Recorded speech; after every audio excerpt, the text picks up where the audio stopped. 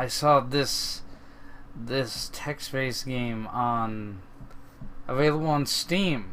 Of any any other game you could have a text-based game. It's hard to believe that they would go forward and create a text-based game, but I like it because text-based games are just stories and that's it. And I always love the choose your own story thing that was introduced in I don't know, they had a few books on with Mario about it. And let's see, Mario, they had the Goosebumps ones where you could turn to the specific page and learn if you were dead or not from your decision, and 99% of the time you were dead. So you just kept your one finger on that page and go back. It all deals in good memories, though. So with that in mind, let's play this game. It's available on Steam. It's called Heroes Rise. They have two different games like it. One's called the Prodigy, and the other one is called hold on, let me get it. Heroes Rise, the Prodigy, and the Hero Project. And they're both just text-based games. You can just get them and watch the trailer, everything. It's all it's nothing flashy, of course. It's a text-based game, so it's not gonna be anything flashy. I can't remember who it was made by, but go look up Heroes Rise, and I don't know, it may be good, but I'm about to find out. Anyway, let's get on with it. You play Hero, by the way. Not, the generic, huzzah, let me use a sword and chop your head off hero. But no, it's one of those, I've got superpowers. So let's go ahead. Part 1, Chapter 1, Homeward Bound, of Heroes Rise, the Prodigy. A helicopter blade slices through the air inches away from your face, filling your nostrils with the smell of burning metal. You don't have time to process this, however, as a ball of flame unfurls in your direction. Wait a minute, that seems off. Okay, yeah, okay. You leap onto a neighboring rooftop and tumble around a smoldering chunk of engine. Today was supposed to be your day off, but when you saw a news chopper careening out of control above the city, you couldn't just stand by like a common pedestrian. As you pull clear of the wreckage, you see that the ejected pilot floats high above the rooftops from a parachute, one that is crawling with licks of flame. It won't be long before the parachute burns through and the pilot drops hundreds of stories to his death. So, how are you going to save him? And it gives you 3 choices. A little lower here. You won't be able to see the choices, but I will read them off to you. You can either rip up the cables that run along the roof and use them to lasso the pilot down. That sounds like it would kill him. Use the zip cord from your wrist holster to reel in the pilot. Forget the pilot, he'll be able to steer himself onto one of the rooftops. It's much more important to stop the burning wreckage from falling to the busy streets below. So, sacrifice one for many. Looks to be the best option here. Even though, I don't know, it might, let's see. You spin around and see the severed tail of the helicopter teetering on a ledge. You rush back across the roof to stop it from falling, completely forgetting about the chunk of fuel-soaked engine that you dodged before. As you approach the helicopter tail, an explosion rocks the engine. A blast of heat hits you full force, searing the skin from your bones. That's not good. As your vision fades to black, you remove the virtual reality helmet and end your 3D gaming experience. Aww. It wasn't real. You blink several times to adjust the sunlight in the room, which pours in through the sleek glass windows. Then you look across the conference table at a buttoned-up executive eyeing you. "So, what do you think? They really ramped up the graphics, right?" she blurts out. "Oh, don't spoil the surprise. Take the game home for your full reports. You can collect your advance from the front desk on your way out. Thanks, as always. You are Virtuous Reality's best game tester, but this executive still doesn't know your name." You force a smile and remind her that you are... so we're going with the Pokemon route on this one. Despite the fact that you may blatantly be one. Either that or I look really dykey. One of the two. A guy named or a girl named. I'm gonna be me. Declan, Gino, Stefan, Shane, Lewis. I'd rather create my own first name. Eli. Yay. Right, Eli. Always a pleasure. The executive then strides out the door, no doubt on her way to a more important meeting. So you walk toward the front desk alone, thinking that you'd rather be out there saving real helicopter crashes than testing fake ones. But hey, at least it pays the bills. Though not very well, you think, as you accept a deposit for $100 at the front desk. Adding this amount to your bank account brings you to a grand total of $2,100. Not exactly rolling in dough, are you? Better than me. Jesus. You push all thoughts of money from your mind as you exit the bustling streets of Millennia City. Nestled on America's west coast between Los Angeles and San Francisco, Millennia City is a shining beacon of 22nd century progress. Not to mention the city you called your home for your entire life. You step into the crowd next to a woman whose skin is covered in fishy scales. Okay. Each one reflecting a different color. You suppose this might surprise some people, but not you. NYC has finance, LA has entertainment, DC has politics, but MC has heroes.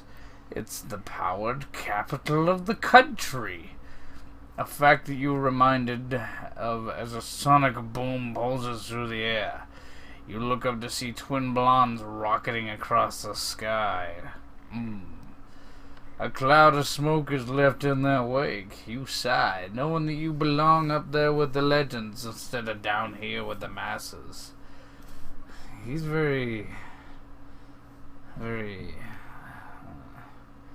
These days, 1 out of every 3 people is born with powered abilities, and pretty much every one of them wants to be a hero. Probably due to radiation. I wonder if cancer is considered a powered ability. Especially now that powered heroes have eclipsed movie stars and music icons to set the standard for A-list celebrity. You'd also love to be flying home right now, considering that you have the power to fly. What? However, after one too many gruesome mid-air collisions, the Department for the Regulation of Power Resources designated the skies for government-licensed travelers only, so flying is definitely off limits for you. But do you let that stop you? Absolutely not. Heroes are meant to enforce the law, not break it. I'll walk. Breaking the law will only hinder your rise later. So you know that you'll just have to be patient. Extremely patient. Considering that if you're a big-time hero, you could be flying home in a fraction of the time. As you walk down to the Metroway platform, you pay for the ticket by rolling up your sleeve and accessing your McChip. Me chip. Oh, that's a me chip. A bit of personal tablet technology embedded on the underside of your wrist. Not too long ago, people used paper slips to pay for things and little plastic devices for phones. But that was before all communication, identification, entertainment, and banking functions became standard in Me chips. Each Me chip becomes fully customizable with robotic personality. Sassy, some desires. There are 3 standard templates for their robotic personality: polite butler, sassy diva, or supportive caretaker. What if I was a man sassy diva?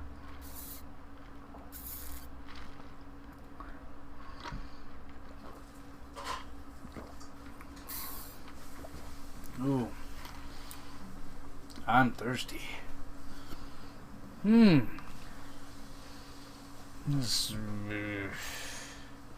Sassy diva. Adapts to your habits and desires. Bertha, Alice, Poppy. Let's go with Poppy. I paid for your ticket, Eli. Me chip says Poppy inside your head in a soothing voice. All Me chip functions are connected directly to your senses, so Poppy floats in front of your eyes thanks to holographic imaging, or to your retinas. Only you're able to see Me chip Poppy, who appears in as a girthy woman wearing an apron. It costs $2. Have a very pleasant journey, Poppy says before fading away. Walking on the platform, you spot an old-fashioned newsstand. Decide to reward your flying restraint with a gossip magazine. Usually you try to get your hero news more credible sources, but you secretly love the trashy magazines. So you skim across the screen that runs the newsstand, looking over the digital cover displayed. Then you wave your Me chip, aiming to purchase the dirt rag.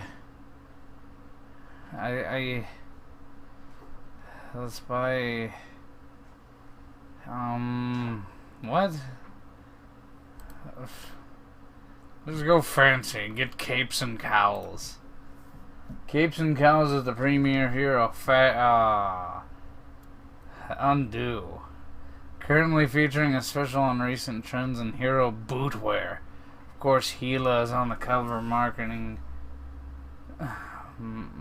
ankle boots that show off her sinewy mega calves. Okay. Mega calf.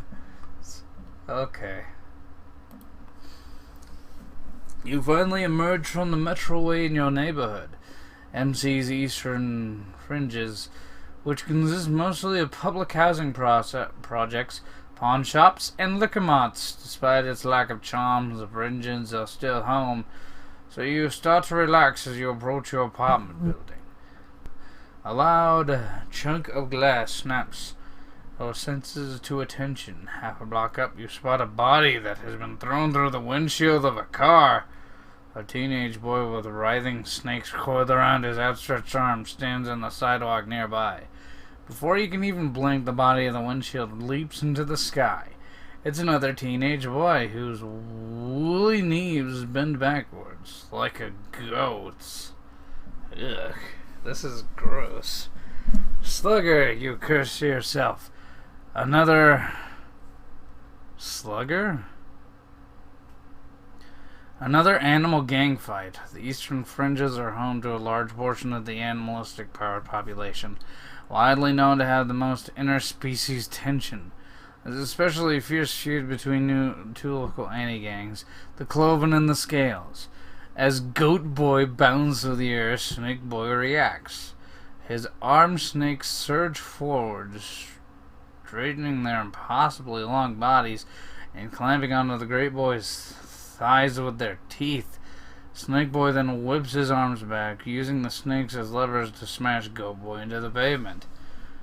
Knowing Goat Boy won't be able to survive much more snake thrashing, you run toward the scene and jump at the prey, hang back and contain the situation from a distance.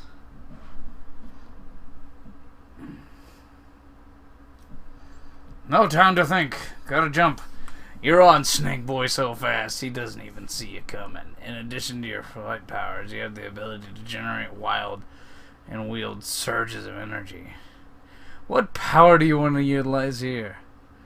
Take Snake Boy out with a focused fly tackle. Fly tackle with a... Let's be a human battering ram.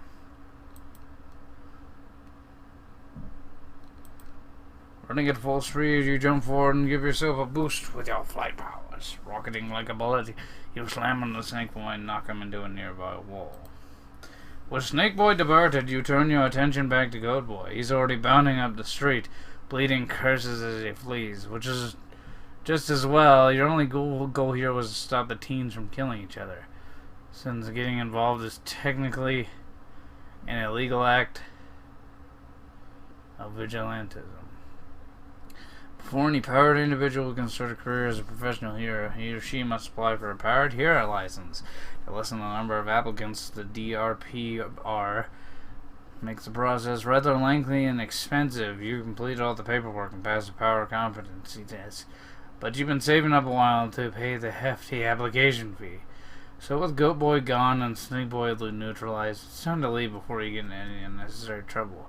They were at it for almost 5 minutes and no one did a thing. You turn around to find a mother and a young daughter standing on the sidewalk, both looking relieved. The mother presses a tissue at the little girl's forehead against a small cut. They were blocking the door to our building, the mother said. We tried to get inside, but hit some debris. The anti-gang fights have been getting so much worse lately. Anyway, who do I have to thank for stopping them?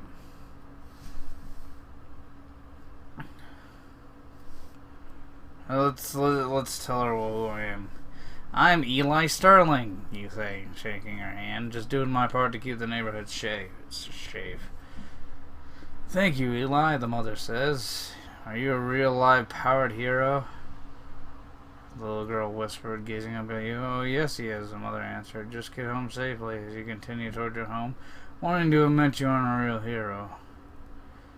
Not wanting to admit you aren't a real hero, at least not yet. When you finally walk into your apartment, you're hit with the familiar fragrance of flowers, thanks to your grandma, who is also powered. Her special ability enables her to communicate with plants. So as long as you can remember, Grandma has filled your home with every kind of flower and foliage manageable. Your apartment has always felt like a lush greenhouse, and you couldn't imagine it any other way. Your grandma's poison ivy. You drop your bag near the door and approach your favorite flower. Great. Is it the Golda? The Zena? Or the Gun Metalia? I don't know. Gun Metalia is a silver rose with a species of metallic foliage that Grandma spent years breeding. You lean to get a whiff of the rose, which smells faintly of caramel. Another one of Grandma's unique touches. I'm afraid Gun Metalia has been especially cross with me today, Grandma says, entering the living room. I had to dethorn her this morning, and now she feels particularly vulnerable. You know how roses get about their thorns. Such a sore point. Well, tell Gun Metal I think she's still a stunner. Thorns are thorns. What the hell? Approaching Grandma. You know Grandma better than anyone, so you better describe her style as simple, elegant, kooky, or practical. Kooky. Grandma loves plants and isn't afraid to show it. She wears nothing but dresses with floral patterns and plant-themed accessories. You kiss her hello, then sit back and point the new video game you brought home. Another whopping virtuous reality deposit to add to the pot. Every little bit helps, you know that, Grandma says. Now only if I could teach one of these little darlings to start growing money for leaves. If anyone can do it, it's you, Gran, you say, walking towards the kitchen. What are we having for dinner? I'm starving. Well, you stop short as you see the feast laid out on the kitchen table. Here's Grandma has cooked your favorite meal. Happy birthday, she says with a grin, hugging your side. You finally push your plate away, your stomach uncomfortably full. You love Grandma's cooking, but it's usually pretty heavy. All meat and bread and pasta, since vegetables tend to scream at Grandma when she tries to eat them. Oh, that's great. That would make being a vegan very awkward if you have that power. Well then, now that you've eaten a proper meal, I can finally give you your present. Grandma says, turning to a shelf above the table where several potted plants sit. Their leafy vines hang down across the wall and create a lush green curtain. Guadalupe, would you please? At Grandma's request, the nearest vine swings towards you. Guadalupe? An envelope nestled between its lowest leaves. I'm gonna take a guess that this is that superhero thing you need. Go ahead, take it, Grandma practically squeals. I can't wait any longer. Knowing it'd be useless to object, you open the envelope, which is made of a silk fabric, never paper, and because it's made of trees. And pull out a card made entirely out of dried rose petals. Grandma never lets anything go to waste, especially not the remains of her best friends. Oh, God. It's like me creating a trunk out of human body parts. While this rose card is especially lovely, you're really stunned by what's inside.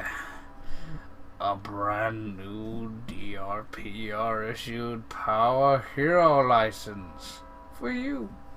You read the license, double-checking the information listed really belongs to you. Department for the Regulations of Power Resources Hero License. Name, Eli Sterling. Gender, male. Marital status, single. Orientation. Since the 21st century, political disputes regarding sexual orientation, marriage, the government has requested all citizens to declare their orientation along with their marital status. You may think of it as an invasion of privacy, but it is a required field upon your application. You answer that you are attracted to women. I like booblies. Your code name is Maneuver Rush, Conduit Charge, Sound Effects, code name. I gotta think of a good code name now. Oh, yeah.